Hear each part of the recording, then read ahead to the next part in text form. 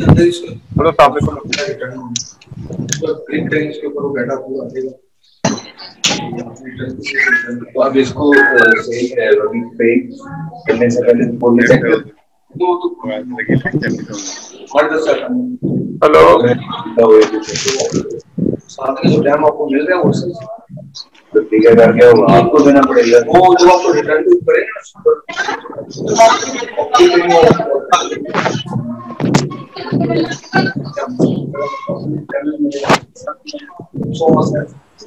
देखिए भाई आपके पास मिलेगा अगर आपको ये दोबारा वही ऑर्डर चाहिए तो 37,000। हेलो अस्सलाम वालेकुम जी। बच्चों आवाज आ रही है आप लोग को?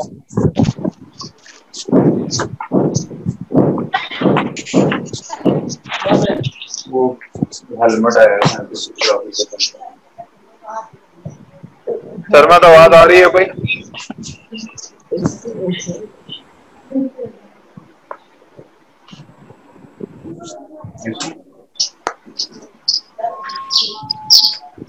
कूलर भी बंद किया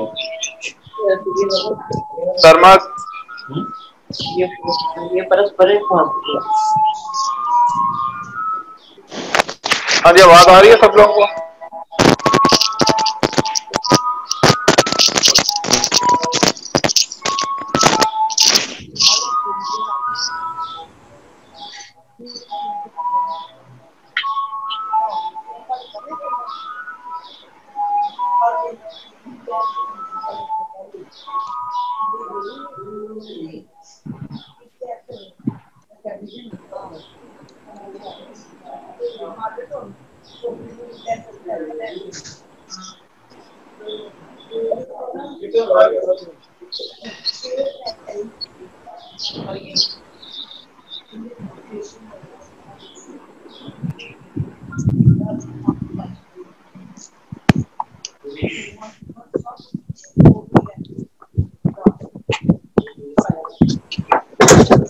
ये ले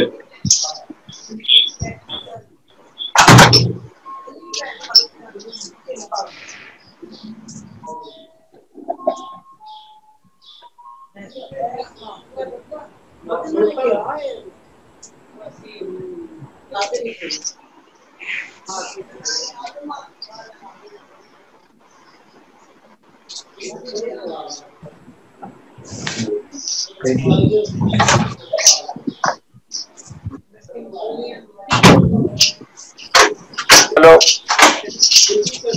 जी, अब हम स्टार्ट करने वाले हैं अपना लेक्चर एक ना। ठीक है जी। शर्मा कहाँ चले गए? अभी सब लोग आवाज नहीं आ रही मुझे किसी की भी।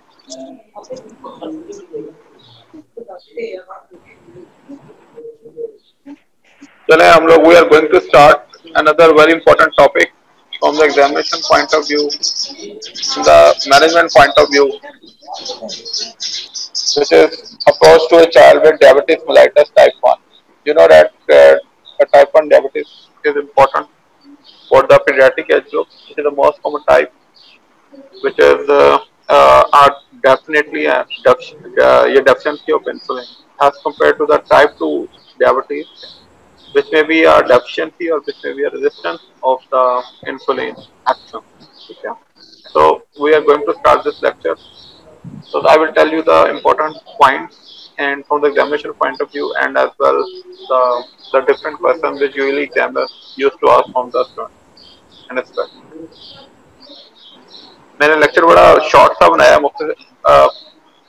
conceptual so that you can understand the basic concept. वैसे बाय द वे कौन कौन लेक्चर सुन रहा है एक दफा ये मैसेज टाइप करके मुझे जरा सेंड करते हैं।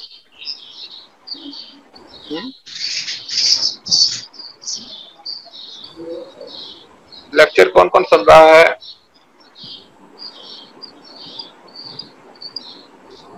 आवाज आ रही है बच्चों आप लोगों को?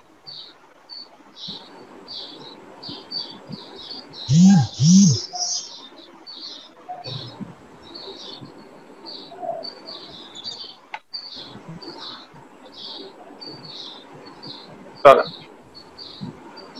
What is diabetes mellitus? It's a common chronic metabolic syndrome characterized by hyperglycemia either because of the pancreas does not produce enough insulin and because cells do not respond to the insulin that is produced. ठीक है, यानी कि दो तरह की diabetes हो सकती हैं, एक वो जिसमें इंसुलिन पैदा ही नहीं होती, there is no presence of insulin in the blood, and other is where insulin cannot act on the muscle and soft tissues or liver. ठीक है, इन पीड्स में pediatric एज ग्रुप में we have the most common type 1 diabetes, which is the immune mediated beta cell destruction leading to the absolute insulin deficiency, while the type 2 there is a state of relative insulin deficiency. ये question था examiner का जी, आपसे पूछा जाएगा, and पे पूछूंगा मैं, ठीक है. What name the antibodies present in the type 1 diabetes, and I used to remember these names by GADA, ICA, IA. Okay? GADA means glutamic acid decarboxylate antibodies, IA means insulin antibodies और islet cells antibodies, ठीक है, और ZNT8A zinc transport. चार चार type की insulin है, antibodies हैं जो कि डिटेक्ट हुई हैं type for the type 1 diabetes. गाडा, इका, या, इतना नाम याद रखना, ठीक है. GADA mean glutamic acid decarboxylase anti insulin antibody, isolate cell antibody. Another is insulinoma associated antigen type 2 और फोर्थ है जिंक ट्रांसपोर्टर टीएक्स. ठीक है, इनकी सेंसिटिविटी पढ़ लेते हैं कि ये कितने परसेंट सेंसिटिविटी. सबसे ज्यादा सेंसिटिव कौन है? ग्लूटामिक एसिड डिकार्बोक्सिलेज और एंटी आइसोलेट सेल एंटीबॉडी. ठीक है, एंटी इंसुलिन सेल ये 50-70% और 70 to 90% और इंसुलिन लाइक एंटीजन.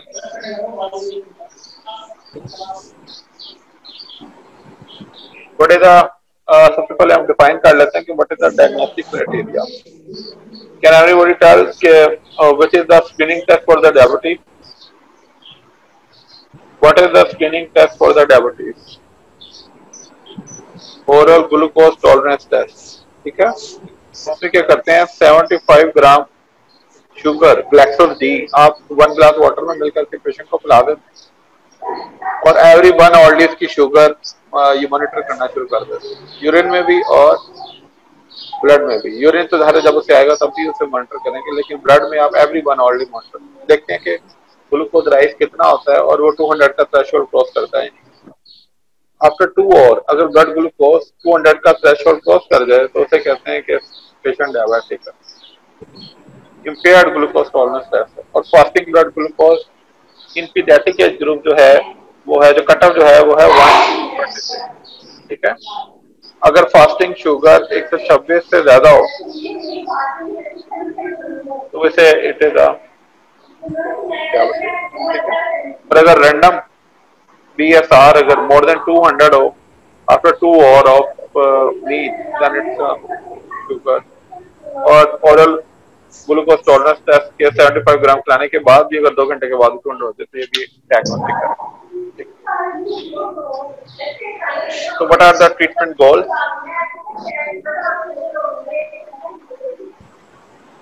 आप लोग मतलब ये लेक्चर सुन रहे हैं. So treatment goals are the death and alleviate symptoms, to prevent the death and alleviate symptoms, and achieve biochemical control, glucose control, BSR. Maintain growth and development of the child, prevent acute complications, and prevent or delay the late onset complications. Treatment element क्या? Patient education in diabetes is very important. ठीक है. Other is insulin therapy. Insulin कौन कौन सी type की है वो आगे चल के बताऊंगा आपको. डाइट एंड मील प्लानिंग के पीडियाट्रिक एज ग्रुप में you paediatric diabetes is something different from the adult diabetes where we have to consider the desires of the child, because the birthday cake and ice cream, chocolates, candies, because these are the most favored, these are the most your favorite articles for the children, and we cannot just avoid them by saying that you are diabetic and you cannot use them. So we have to plan a proper diet planning management, which I will tell you later. Exercise and monitoring. तो इसका जो पहला step था education, education कैसे करनी है, education the child and the parent about the diabetes, what is it, insulin की types, which type of insulin are available in the market, life saving skill, life saving skill मतलब if you identify the hypoglycemic symptom, how you can rescue a child, recognition of hypoglycemia and DKA, ठीक है, उसको पता होना चाहिए, और अगर and then the meal plan with 3 meals and 3 snacks. And sick day management. If the patient is having a sore throat, UTI, abdominal pain, then how insulin dosing, your dosing should be adjusted. So ये है the insulin therapy. What are the types which are available in the market? There are 4 types of insulin. What are the rapid acting insulin analog, short acting insulin, intermediate acting insulin, and long acting insulin. What is rapid acting insulin? Rapid acting means insulin Lispro, very short acting, ठीक है, 5 से 15 minute में अपना action लेती है, 1 घंटे में उसको पीक पे पहुंचाती है और 5 आवर्स में इसका ड्यूरेशन खत्म हो जाता है, ठीक है। और आप जो रेगुलर इंसुलिन है, short acting insulin, most commonly use insulin, ठीक है, ये 30 मिनट आधे घंटे में अपना एक्शन लेती है, 1 to 3 आवर में उसको पीक पे पहुंचाती है, एंड 4 to 8 hours में and it's usually injected 15 to 30 minutes before a meal and cleared.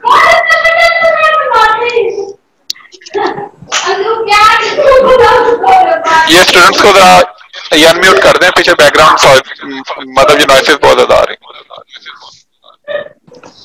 Students को अनम्यूट कर दें, म्यूट कर दें।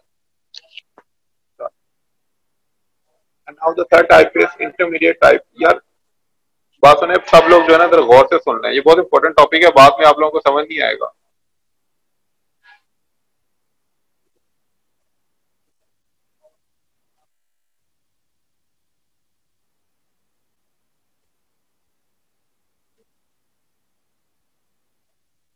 सब लोग जरा गौर से सुन लें, क्योंकि टॉपिक बहुत इंपॉर्टेंट है, and you can't have a better concept afterward if you don't consider it. मेरी स्लाइड्स बड़ी इंपॉर्टेंट, मैंने बड़ी सिलेक्टिव, इतनी लंबी प्रेजेंटेशन नहीं है, इसको गौर से सुन लें, ठीक है। एक मैंने बोला था रैपिड एक्टिंग इंसुलिन है, उसकी मैंने एग्जांपल आपको बताई थी, ये लिस्प्रो, ओके। शॉर्ट एक्टिंग जो रेगुलर इंसुलिन, जिसका सबसे कॉमन ही हमने नाम सुना है, क्लियर इंसुलिन, क्लियर बॉटल वाली, ठीक है, वो 30 मिनट में अपना एक्शन लेती है, 1 to 3 आवर्स में पीक पे पहुंचती है, और 4 to 8 आवर्स में इसका ड्यूरेशन, और ये 15 to 30 मिनट्स बिफोर अ मील ली जाती है, clear solution. Other is NPH, अभी एनालॉग्स हैं, ठीक है, इंटरमीडिएट और लॉन्ग एक्टिंग इंसुलिन, आइसोफेंजिन, और ये 1 to 2 आवर में, ये 30 मिनट में थी, ये 1 से 2 घंटे में अपना एक्शन लेती है, 4 to 8 आवर में पीक पे पहुंचती है, और 8 to 12 घंटे की इसकी ड्यूरेशन है, और ये 8 घंटे की है। इससे मतलब है कि ये दिन में 3 दफा इस्तेमाल की जाएगी, और ये वीडी में इस्तेमाल की जाएगी 12 आवर, और ये जस्ट फॉर दी 5 घंटे के लिए, मतलब 5 आवर्स के लिए आप इसको तो रेपिड। और दूसरी है लॉन्ग एक्टिंग इंसुलिन लेंटेक्स, एक एक एग्जांपल बता, ठीक है।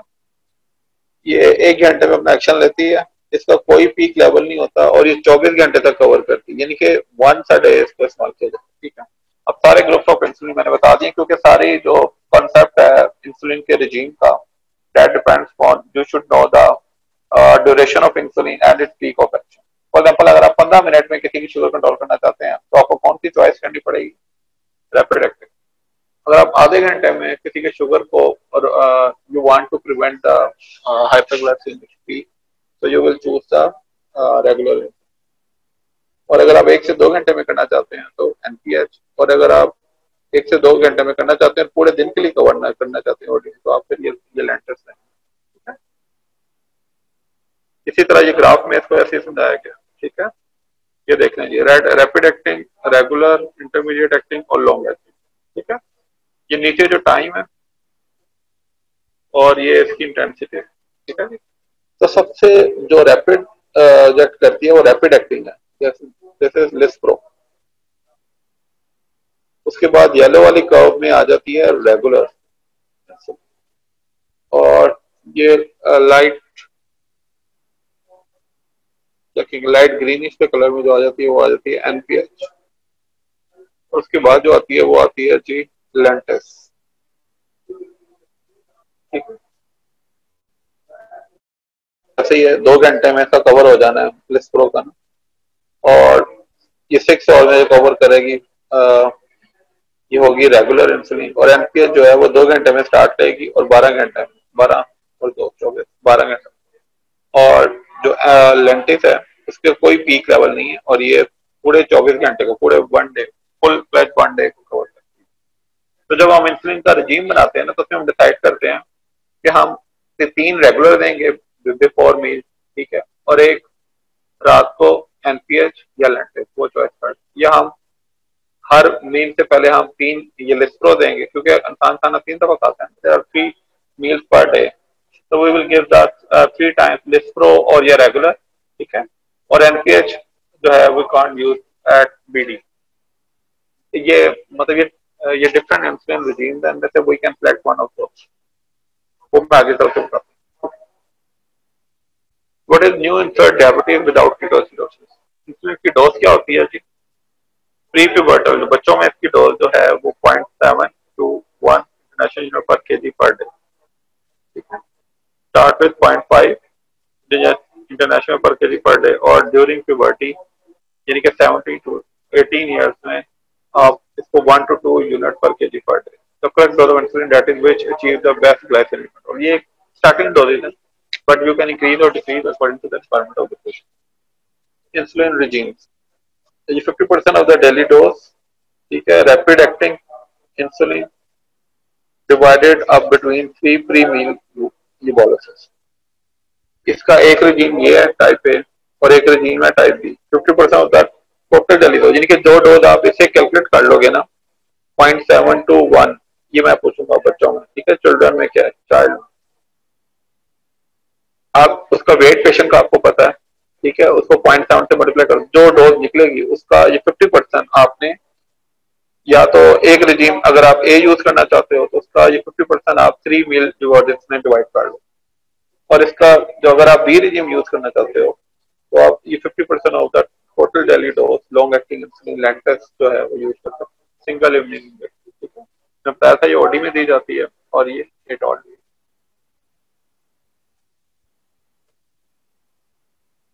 इंसुलिन का रूट क्या होता है, सबक्यूटेनियस, नॉट इंट्रामस्कुलर। ठीक है, तो इसमें अगर बच्चे की उम्र को नंबर 5 से 12, ये वाला लाइन सेलेक्ट कर लो।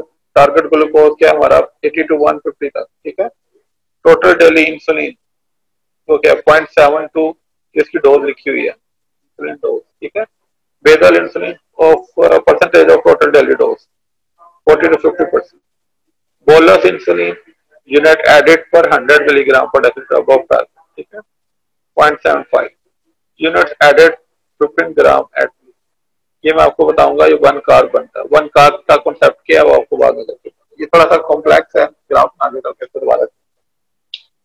अच्छा जी, सबसे मोस्ट कॉमनली यूज जो रिजीम है ना, अब हम प्रैक्टिकल बात करते हैं कि बस is the most commonly use regime we practice, और सबसे अच्छा रिजीम कौन सा है, वो उसे बोलते हैं बेसल बोलस। जब आपसे एग्जाम में पूछा जाएगा तो आपने इसी रिजीम के बारे में लिखना है। ठीक है, basal bolus regime. Basal bolus regime को समझने के लिए ये देखें कि ये short acting, this is not rapid acting. ठीक है, ये रेगुलर इंसुलिन की पीक्स हैं। ठीक है, और ये एक लॉन्ग एक्टिंग लेंटेस्टन शाम को रात। ठीक है जी, अब इसने ये जरा देखिएगा, प्लाज्मा इंसुलिन लेवल, इसका वर्टिकल एक्सेस पे प्लाज्मा इंसुलिन लेवल है, नीचे एक 1 डे का उन्होंने टाइमिंग लिखी हुई है। सुबह 8 बजे अगर आप नाश्ता करते हैं तो एक रेगुलर इंसुलिन का बोलस आपने तब लगाना है, ठीक है। वो कितना कवर करेगा, ऊपर जाने वाली जो शुगर पीक है उसको आप देखते हैं, ठीक है। और उसके बाद आपने दोपहर का खाना जो है लंच में आपने एक रेगुलर इंसुलिन का बोलस लगाना है। डोजेज जो कैलकुलेट हुई है वो ये 50% of the total daily dose of insulin जो आपने पर केजी के हिसाब से 0.7 to 1 unit international unit per KG per day, ठीक है। और फिर आपने रात के खाने ये डिनर करते हुए रात 8 बजे एक रेगुलर इंसुलिन का डोज लेना। बेसल बोलस क्या है, 3 रेगुलर इंसुलिन के शॉट्स और एक रात को लॉन्ग एक्टिंग का shot, this is called basal bolus, ठीक है। और रात वाला जो है वो क्या करेगा, वो आपने रात के खाने के बाद देना लैक्टिक, और वो अगले पूरे दिन को कवर करेगा, होल नाइट को कवर करेगा और 1 साइड, ठीक है। It is called the basal bolus. कि बेसल बोलस regime जो है that is mostly closely matches to the internal ये timing of the insulin ये release. You know that whenever you take breakfast, lunch or dinner, insulin is secreted from the pancreas at the same time. Not insulin is not present in your blood all the time.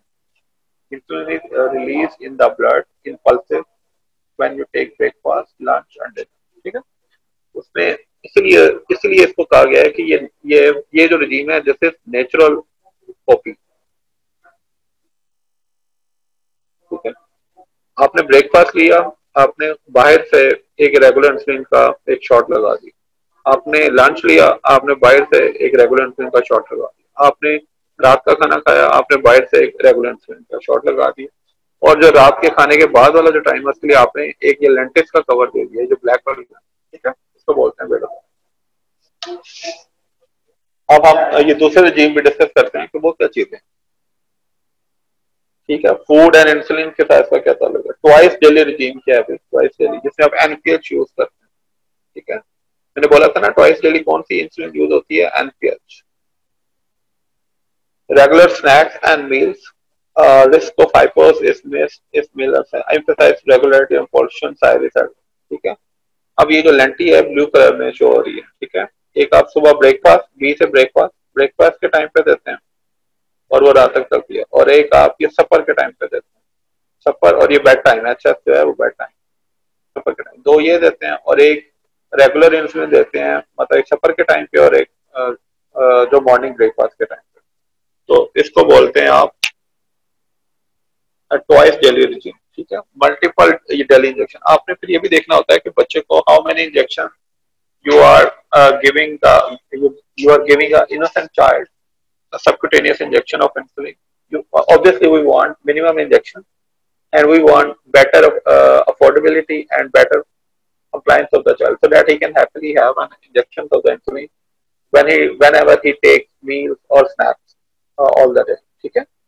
तो multiple ये daily injection जो कि इस्तेमाल नहीं होता लेकिन वैसे समझ लें, इसमें भी 2 एनपीएच की डोजेज हैं और 3 रेगुलर डोजेज हैं, यानी कि कितने इंजेक्शन हो गए, 1 2 3 4 5, यानी कि एक दिन में बच्चे को 5 इंजेक्शन लग रहे हैं, ठीक है। और इसमें देखें कितने इंजेक्शन लग रहे हैं, 1 2 3 4, इसमें बच्चे को 4 इंजेक्शन लग रहे हैं। और सबसे अच्छा जो कंट्रोल किसका है वो है बेसल बोलस, ठीक है। लेकिन जिसमें इंजेक्शन की तादाद ज्यादा होती जाती है ना, तो वो जो आपके यूरोपियन जो साइंटिस्ट हैं वो कहते हैं they have more flexibility, they have less short acting insulin for smaller meals, need to understand the effects of food and insulin on glucose। अब ये सारी वही बातें हैं जो मैं आपको ऑलरेडी बता चुका हूँ, ठीक है। एक आपने इंसुलिन रिजीम्स हैं, conventional insulin therapy, twice daily mix insulin, intensive insulin therapy, intensive insulin therapy, basal bolus, 3 injections and 2 bolus of short acting insulin before breakfast and lunch, plus mixture of short acting intermediate acting at meal interval। एक basal bolus की type है 3+1, 3 bolus of short acting before breakfast, lunch, evening meal, intermediate or acting before bedtime। और एक basal bolus की type है 3+1 injection, 3 bolus rapid acting insulin before breakfast, lunch and evening, and long acting before bedtime, ठीक है। और basal bolus की जो types हैं, ये बेसल बोलस की डिफरेंट टाइप्स बनाई गई। इससे जो मोस्ट कॉमनली यूज है वो 3 रेगुलर वाली और नाइट पे एनपीएच वाली जो मैंने आपको पहले बताया, ये वाली, ठीक है। Short acting insulin this is not rapid, this is a regular insulin, ठीक है, रेगुलर 3 शॉट।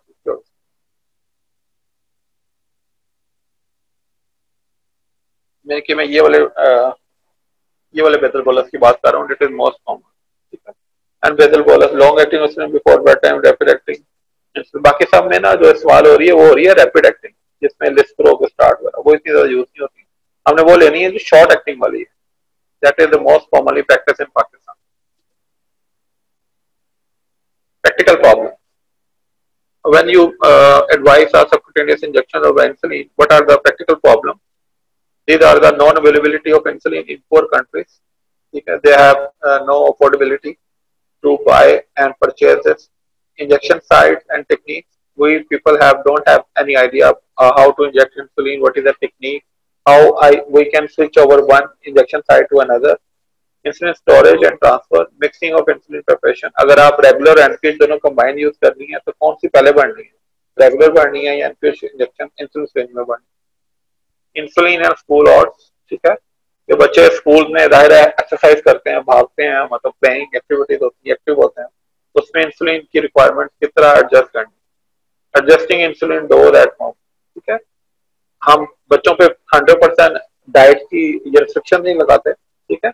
उससे हम ये कहते हैं कि if a child want to eat something extra, like he want to eat some pizza, some apple and some jam slice, then we have to adjust the dose of the insulin, but we don't stop the child for eating. If you want to enjoy the birthday cake of his friend or his brother or sibling, then insulin dose how it can be adjusted. Okay. How to give a subcutaneous shot? Use an alcohol swab to clean the skin where you will give the shot. Okay. Gently pinch the skin and insert the needle into the skin at 45 degree. Provide the instruction. आप में से कभी किसी ने insulin का injection लगाया है? After you insert the needle completely, relieve your grasp on the skin. Inject all of the solution by gently. Withdraw the needle and syringe and press an alcohol swab gently on the spot where the shot was. Insulin injection sites. Insulin injection sites आप देख सकते हैं. These are the outer arm, around the abdomen, thighs, arm.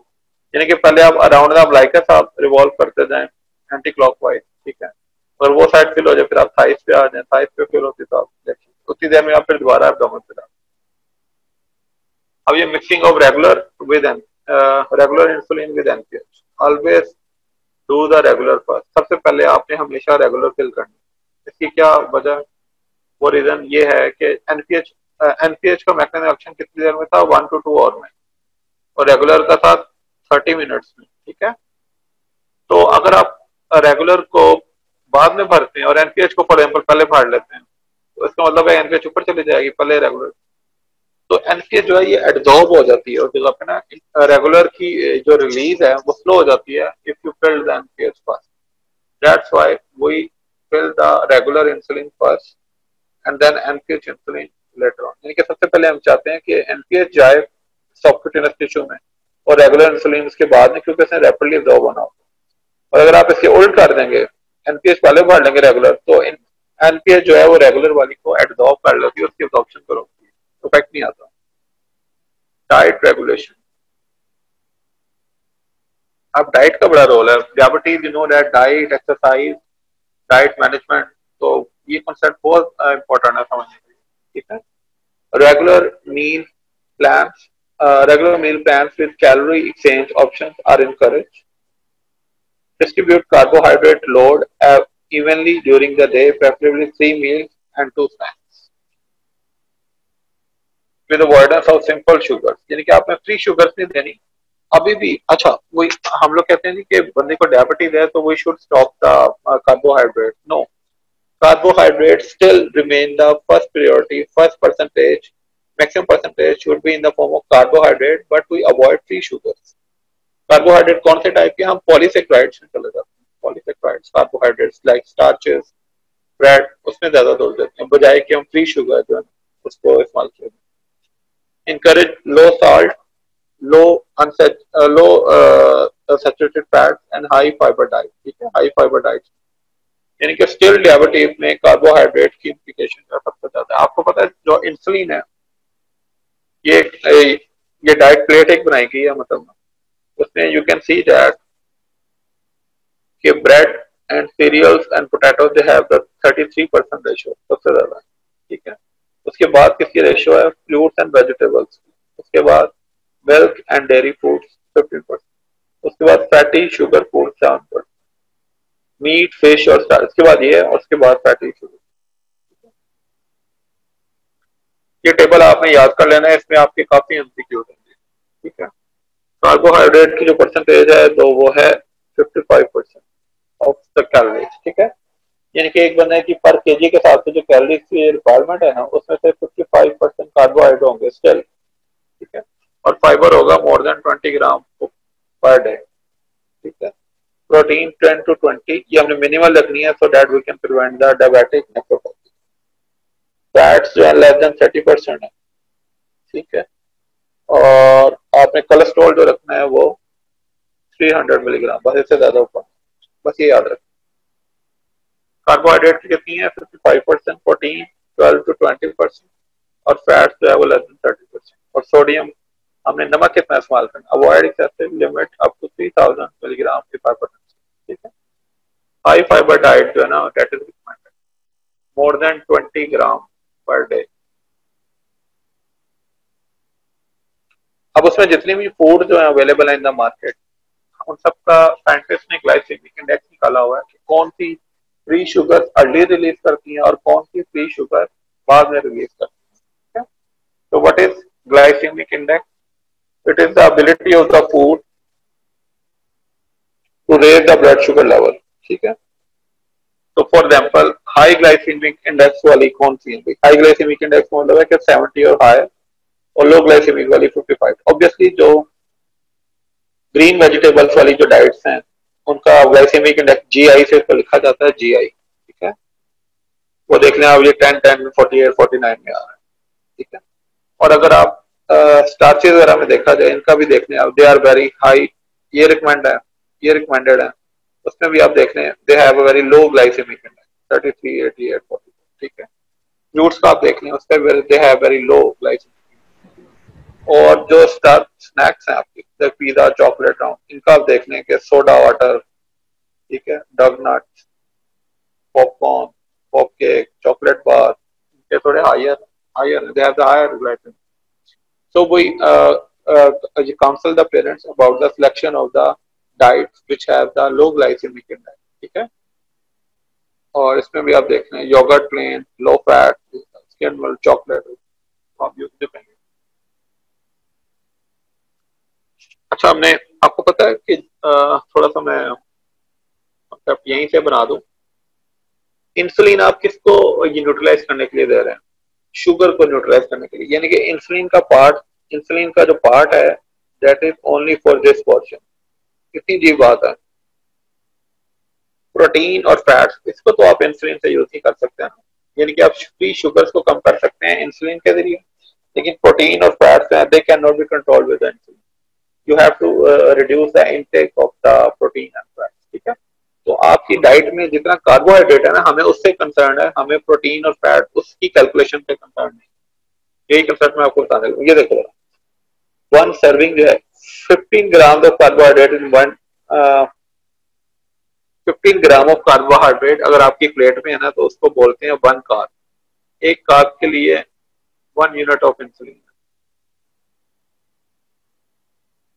For example मैं आपको बता देता हूं कि अगर एक बच्चा, एक एप्पल में अगर फॉर एग्जाम्पल 1 कार्ब है, फॉर एग्जाम्पल, ठीक है, यहाँ पर लिखता हूं, एक एप्पल में अगर इक्वल टू 1 कार्ब है, अगर बच्चा 2 एप्पल खाना चाहता है तो कितने कार्ब हो गए? 2 कार्ब। तो मैं क्या करूंगा, उसकी जो जो जो डेली इंसुलिन की रिक्वायरमेंट है उसमें 2 यूनिट इंसुलिन की इंक्रीज कर, 2 unit insulin rice. For example वो 25 यूनिट लगा रहा है, तो मैं उसको कहूंगा कि वो नेक्स्ट जो डोज लेगा वो 27 यूनिट लगा सकता है। अगर वो ये 3 एप्पल खा जाता है, बच्चे हैं ना, खा सकते हैं, तो उसके लिए आप क्या करेंगे, उसमें 2 यूनिट और इंक्रीज कर देंगे, यानी कि पर कार्ब जो है आपको 1 यूनिट इंसुलिन जो है इंक्रीज करनी है, सॉरी 1 यूनिट, ठीक है। तो उसमें 2 यूनिट आप इंक्रीज कर दें। ये सारी जो डाइट की जो कैलकुलेशन है ना कि इसमें हाफ कप लेना है, हाफ लेना है, ये इक्वल टू 1 कार्ब है। एक ब्रेड का स्लाइस अगर आप ले लें, ब्रेड का रिड्यूस कैलोरीज 2 स्लाइसेस, इनके 2 स्लाइसेस के लिए आपको 1 यूनिट इंसुलिन चाहिए। अगर बच्चा 2 स्लाइसेस एक्स्ट्रा खाता है ब्रेड के तो उसको आपको 1 यूनिट एक्स्ट्रा चाहिए। बाकी ये टेबल में अवेलेबल है, you can not remember that, ठीक है। आपको यहीं से देख के उसका एक प्रॉपर डाइट प्लान बना देना है कि ये 2 स्लाइस खाएगा और उसके 1 यूनिट ऑफ इंसुलिन आपने एक्स्ट्रा लगाना। What is the role of exercise? Decrease insulin requirement in the diabetic subject by increasing both sensitivity of muscle cells to insulin and glucose utilization. It can precipitate hypoglycemia in unprepared diabetic patients. ठीक है, आपको पता है कि muscle exercise से insulin की sensitivity increase होती है, that the insulin can enter the blood glucose into the muscle, ठीक है, and receptors improve हो जाते हैं, glucose transporters. And how you monitor the diabetic patient को आप मॉनिटर कैसे करते हैं? आपने उसकी कॉम्प्लिकेशन के लिए देखना है, उसके ब्लड प्रेशर के लिए देखना है, उसकी आइज देखनी है, उसकी हाइट देखनी है। तो HbA1c एवरी 3 मंथ, ठीक है। कंप्लायंस चेक करते हैं, check record blood sugar level HbA1c every 3 month, क्योंकि HbA1c आपको लास्ट 3 मंथ का बताती है डाटा। ये हीमोग्लोबिन के साथ बाइंड होती है ना, हीमोग्लोबिन। आपको पता है आरबीसी हीमोग्लोबिन किसमें होती है? आरबीसी में। और आरबीसी की एज कितनी होती है? 120 डेज। 120 डेज का मतलब है 1 महीने में कितने दिन होते हैं? 30 दिन। और ये 4 मंथ, 3 to 4 मंथ आइडिया देती है आपको, ठीक है। Lipid profile every year, blood pressure, insulin and meal plan, growth and development, well being and life, ठीक है। कॉम्प्लिकेशन क्या है जी डायबिटीज की जो आपने मॉनिटर करनी है, ये भी तो पता होना चाहिए। First of all acute complication है डायबिटिक कीटोएसिडोसिस, ये आपको मोस्ट कॉमनली आज एग्जाम क्वेश्चन है, ये आपने याद करना है। दूसरा है नॉन कीटोटिक हाइपरस्मोलर कोमा, जिसके अंदर कीटोन्स नहीं होती हैं, बाकी सारी चीजें डायबिटिक कीटोसिडोसिस वाली होती हैं, लाइक हाइपरग्लाइसीमिया, ठीक है। इसमें कीटोन एब्सेंट होती हैं, एसिडोसिस होता है और सारा हाइपोग्लाइसीमिया हो सकता है। यानी कि hyperglycaemia and hyperglycaemia both are extreme condition which can happen in the diabetic coma, ठीक है। Very high blood sugar level leading to the brain edema and diabetic coma. Respiratory infections. What is diabetic ketoacidosis? Blood sugar level more than 250, pH less than 2.5 and bicarbonate level 15. इसका criteria. और urine के अंदर ketones और altered state of consciousness, ठीक है। किस पर ठीक precipitating factor acute infection, यानी कि डायबिटिक पेशेंट में अगर कोई इंफेक्शन हो जाए ना, so that can lead to the uncontrolled blood sugar level, so that can lead to a decay, acute infection and omission of, अगर आप इंसुलिन की डोज स्किप कर दें या inadequate insulin therapy या inadequate insulin regime हो, that treatment, fluid and electrolyte replacement, ठीक है। एन इंसुलिन एडमिनिस्ट्रेशन, कौन सी इंसुलिन इसके अंदर यूज की जाती है, ये एमसीक्यू पूछा जाता है। Regular insulin, not the rapid acting, short acting insulin is used in that, ठीक है। What is hypoglycaemia? ये इसका शॉर्ट सा इंट्रोडक्शन था, इसकी मैनेजमेंट में बात होगा।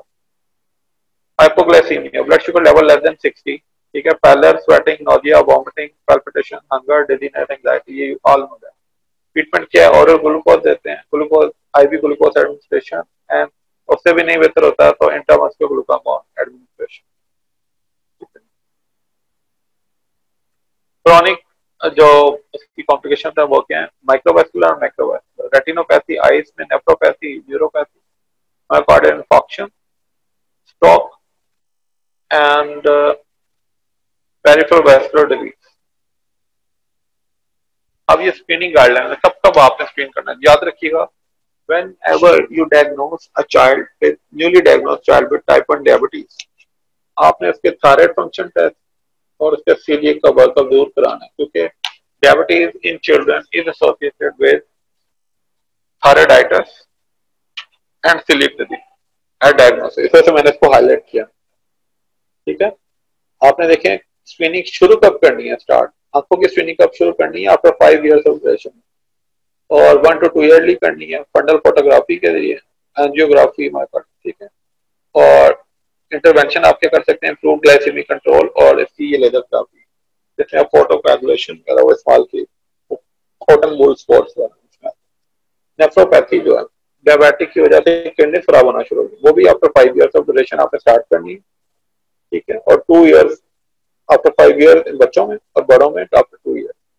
एनुअली इसको चेक करना है। किस तरह चेक करना है? यूरिन फॉर माइक्रोअल्बुमिनुरिया और आरएफटी, ठीक है। Overnight time urine for albumin, ठीक है। 24 urine of albumin, urine albumin creatinine ratio, improve glycaemic control, blood pressure control, neuropathy, numbness, paraesthesia वगैरह। इसका अभी we have not yet decided when to start. After 10 years, after 10 years of uncontrolled uncontrolled blood sugar, physical examination से check करना है इसको, ठीक है। nerve conduction, thermal vibration, threshold और pupillometry, improve glycemic control, macrovascular disease यानी कि stroke जो है हार्ट अटैक के लिए, इस्केमिक हार्ट डिजीज के लिए कब चेक करना है आपने? After 2 years in the post water, every 5 years को चेक करना है। लिपिड प्रोफाइल एडवाइस करेंगे, ब्लड प्रेशर चेक करेंगे, स्टैटिन देंगे इसके लिए। एक्चुअल जो प्रॉब्लम है वो है थायराइड डिजीज। जो मैंने बताया कि 90% of the cases of type 1 diabetes mellitus क्योंकि ऑटोइम्यून डिजीज है ना, तो ऑटोइम्यून थायराइड और जो है आपकी गट से रिलेटेड प्रॉब्लम्स के साथ होती है। इसको आपने एवरी डायग्नोसिस पे जब भी डायग्नोस करेंगे इसके टेस्ट भेजने हैं दोनों के।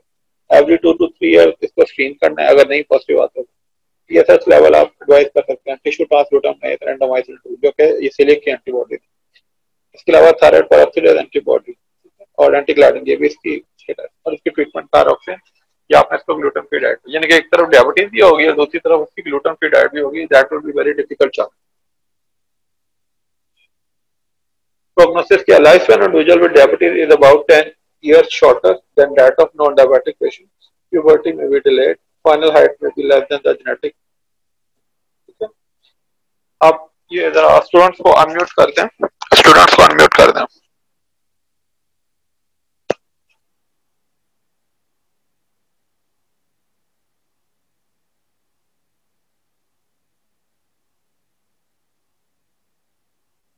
हेलो,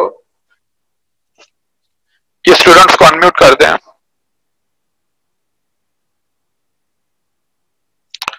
क्वेश्चन आंसर ये सेशंस के लिए स्टूडेंट्स को अनम्यूट कर दें प्लीज एडमिन।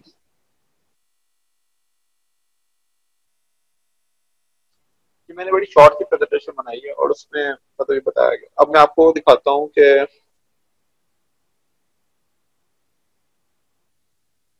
इसमें वर्कअप कैसे कर सकते।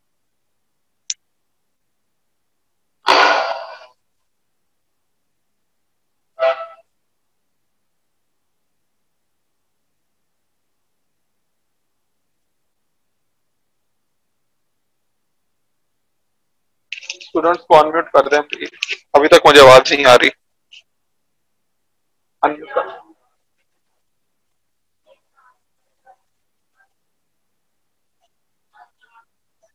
स्टूडेंट्स को अनम्यूट कर दें। हेलो हेलो, बच्चों समझ आइए कुछ?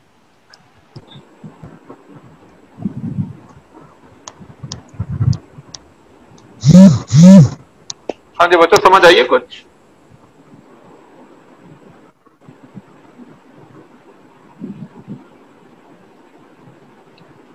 जी सर आई है समझ। क्या बताएं कि मतलब ये डायबिटीज का कितना लेवल होता है? कट ऑफ वैल्यू कितना? सर बताएं क्या बताएं sir? What is the blood sugar level cut off for the diabetes?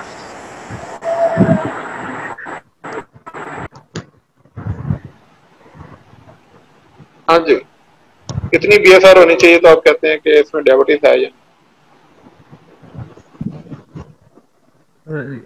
Haemoglobin 6.5 से अगर कम हो, ज्यादा हो। क्या? HbA1c HbA1c कितनी हो? 6.5 से ज्यादा सर। शाबाश जी सर। लेकिन ये इसके HbA1c जो है ना, इसके डायग्नोस्टिक क्राइटेरिया में नहीं है, ठीक है। ठीक सर। मुझे ये आप मुझे ये 120 तक सर, 120 तक सर होना चाहिए। 120 नहीं, मुझे वैल्यू एग्जैक्ट बताओ, एमसीक्यूज में ऐसा नहीं चलता। 70 to 120 सर। नहीं, इसका मतलब तुमने लेक्चर नहीं सुना और नहीं सर सुना है सर। सर एक क्वेश्चन पूछना था। जी जी बोले। सर जी ये जो कुछ पेशेंट होते हैं जो एक टैबलेट सुबह खाते हैं और एक रात को इंजेक्शन लगाते हैं, तो वो सर क्या उसमें रेजिमेंट यूज करते हैं? नहीं, वो कोई रिजीम नहीं है था, ठीक है। ये टैबलेट्स वाली जो ट्रीटमेंट है that is not recommended in for the ये डायबिटीज इन चिल्ड्रन, ठीक है। बच्चों में जब भी ब्लड शुगर ये एज ए होगी जनरल बात कर डायबिटीज। रहा हूँ सर, एज ए जनरल बात कर रहा हूँ सर। हाँ हाँ बोलो। जी जी सर, एज ए जनरल बात कर रहा हूँ, जो पेशेंट यूज करते हैं, जो बड़े पेशेंट होते हैं, उसमें सर क्या वजह होती है? उसमें क्या होता है, वो रेजिमेंट का उसमें वो यूज और होता है? उसमें वो ओरल हाइपोग्लाइसेमिक एजेंट, ये बात हो रही है अडल्ट की टाइप 2 की, ठीक है। ठीक है सर। उसमें जो है ना, जो मतलब उसमें ओरल हाइपोग्लाइसेमिक एजेंट और इंसुलिन ये दोनों ले रहे होते हैं, लेकिन हमारा वो टॉपिक नहीं है। बस तुम ये बताओ कि what is the cut off level of the BSR? ये मुझे याद नहीं आ रहा। बोलो, what is the cut off level of BSR in for the labelling of diabetes in children? तो ये तो याद नहीं है सर, भूल गया। 1 to 6, ठीक है, 126 याद रखो, ठीक है ठीक है जी। अब ये बताएं मुझे, इंसुलिन की ये टाइप कौन कौन सी होती है? सर। एक rapid acting, short acting, intermediate और लॉन्ग एक्टिंग। एक एक एग्जांपल भी साथ बता दो। रैपिड में सर लिस्प्रो हो गई, और उसके बाद शॉर्ट शॉर्ट में सर, शॉर्ट में लिस्प्रो है मेरे ख्याल में सर। नहीं, वो रैपिड में है। और इंटरमीडिएट एनपीएच हो गया। नहीं नहीं, शॉर्ट एक्टिंग में कौन सी है?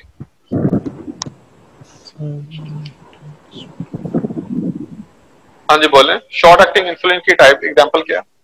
Short regular insulin, regular insulin. जी sir, regular insulin. Regular insulin. और इंटरमीडिएट में कौन सी एग्जांपल? एनपीएच सर आपने बोला है ना। शाबाश। और मतलब लॉन्ग एक्टिंग? किस लॉन्ग एक्टिंग इंसुलिन की एग्जांपल क्या? लेंटेस? जी सर, लेंटस हो गया। हाँ लेंटेस, ठीक है। अब मुझे ये बात बताओ, ये बेसल बोलस और रजीम वो क्या चीज है? सर बेसल बोलस में ये होता है कि सर जो शॉर्ट एक्टिंग है ना, वो 3 टाइम लगाते हैं दिन में, और रात को सोने टाइम इंटरमीडिएट लगाते हैं। हाँ, इंटरमीडिएट या लॉन्ग एक्टिंग, ठीक है। जी सर। ठीक हो गया। और ये बताएं कि जो ये ट्वाइस अ डे जो रजीम है वो क्या चीज है? ट्वाइस अ डे में सर, उसमें जो रैपिड एक्टिंग होती है वो ब्रेकफास्ट है। उसमें होता है ये 70-30% लगा रहे होते हैं ना, ये 70-30 ऑफ शुगर, जी जिसको सर। मिक्सअप करते हैं, रेगुलर 30 और दूसरा 70, ठीक है। ठीक है सर। इसमें 2 शॉट्स होते हैं रेगुलर के और 2 शॉट्स होते हैं एनपीएच के। ठीक है सर। तो मॉर्निंग इवनिंग में लगाते हैं, उसका भी इतना कट ऑफ है, ठीक। क्योंकि इसमें इंजेक्शन की तादाद कम है, इस वजह से इसको बच्चों में ज्यादा मतलब प्रेफर किया जाता है, क्योंकि इंजेक्शन, नंबर ऑफ इंजेक्शन भी हमें देखने होते हैं, कम से कम प्रिको। लेकिन सबसे जो अच्छा जो जिसका कंट्रोल है वो है ये मतलब ये बेसल बोलस का, ठीक है। ठीक है सर। इसमें 4 इंजेक्शन होते हैं, इसमें 2 इंजेक्शन है और इसमें 4 इंजेक्शन। ठीक सर। ठीक हो गया। ये बताएं, अगर आप रेगुलर और एनपीएच अगर आपने लगा रहे हैं तो आपने पहले कौन सी इंसुलिन भरनी है ट्रेन में? सर सबसे पहले एनपीएच बढ़ेंगे या रेगुलर? Regular sir. हाँ रेगुलर बढ़ेंगे। ठीक हो गया।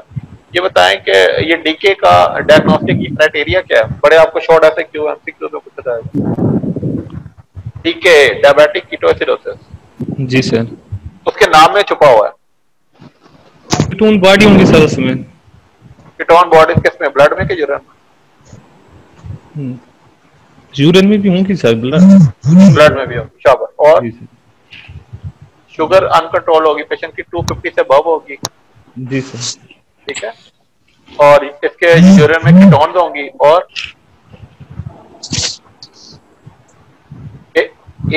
एसिडोसिस है ना, तो एबीजी पे एसिडोसिस हो, मेटाबॉलिक एसिडोसिस होगा।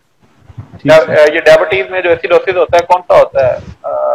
एसिडोसिस कौन से वाला, इंक्रीज इन गैप वाला कि नॉर्मल इन गैप? कौन से वाला सर?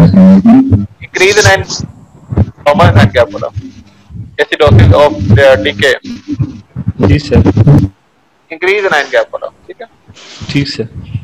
ठीक हो गया। अब ये बताएं कि हमने जब कोई भी पेशेंट न्यू डायग्नोस करना है डायबिटीज का, उसके लिए दो डिजीजेस को स्क्रीन करना है, उनके नाम बता दो कौन कौन? एक सर थायराइड होती है सर, थायराइडाइटिस। और ठीक है, शाबाश। और उसके अलावा सर दूसरी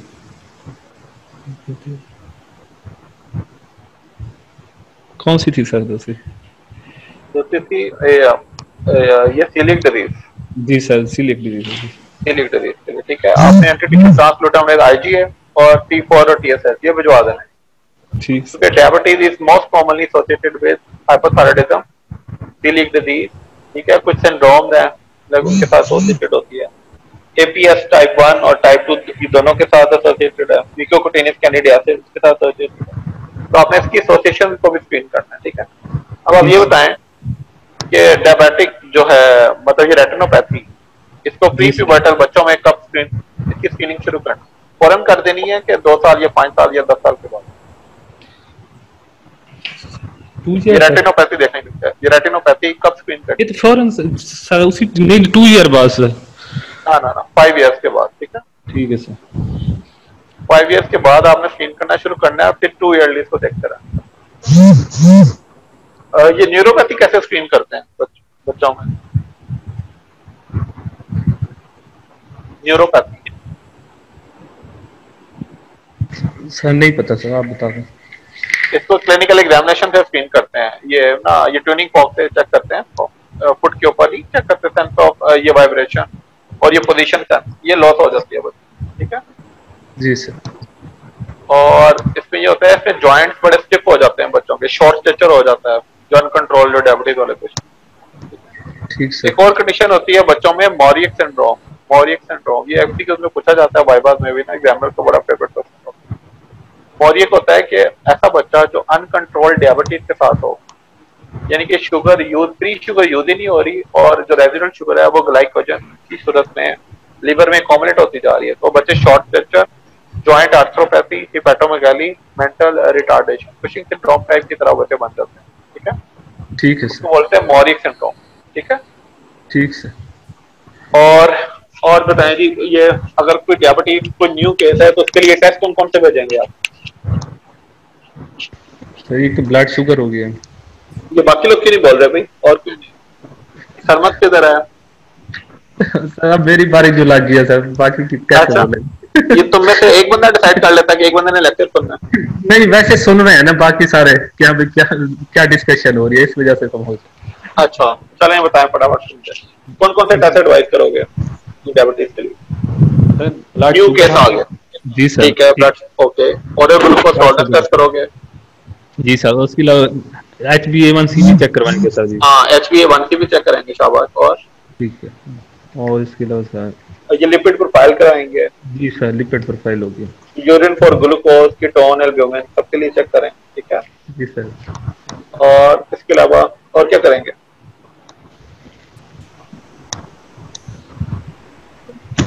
इसका यूरिन भी देखेंगे, यूरिन कंप्लीट एग्जामिनेशन, ठीक है सर।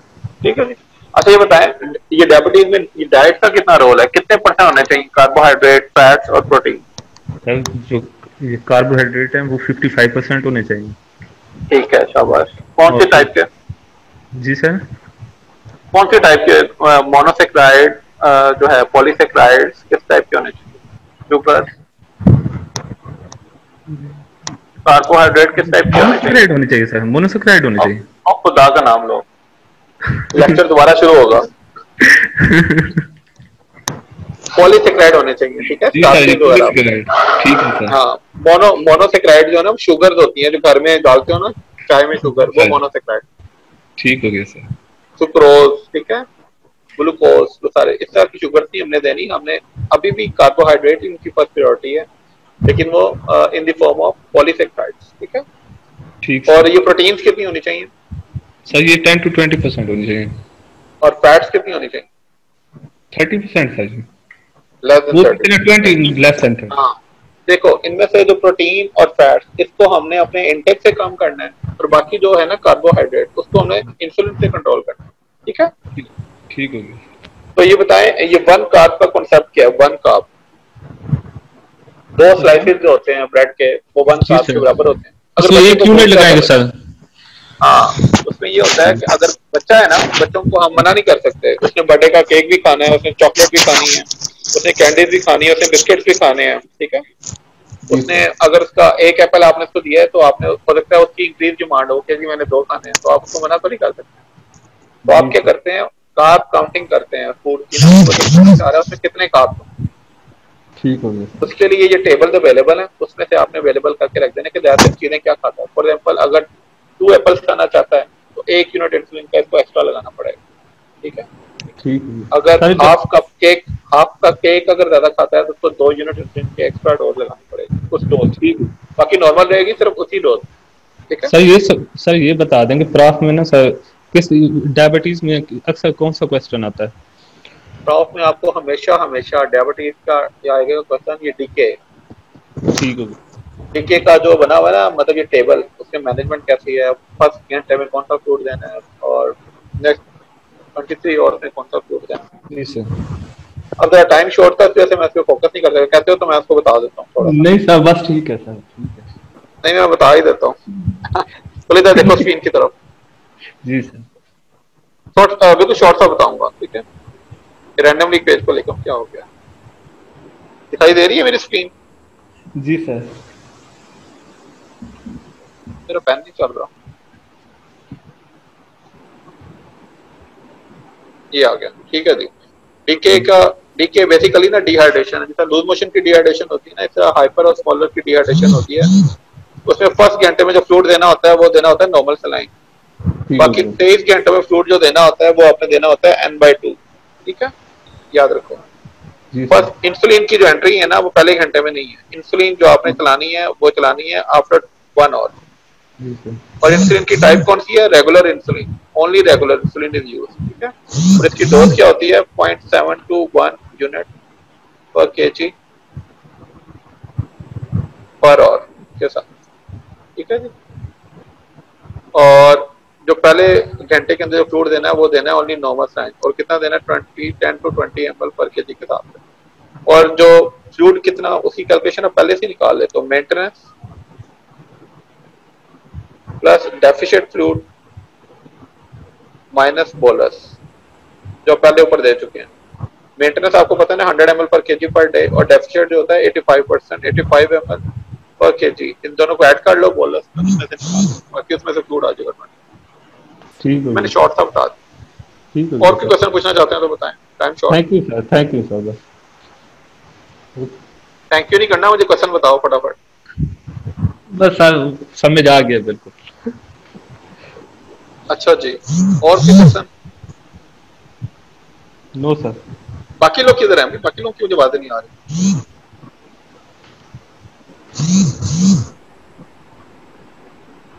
सर वो भी सुन रहे हैं सर।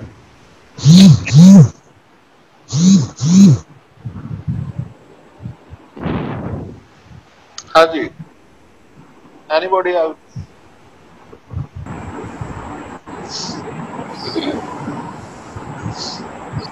बोले।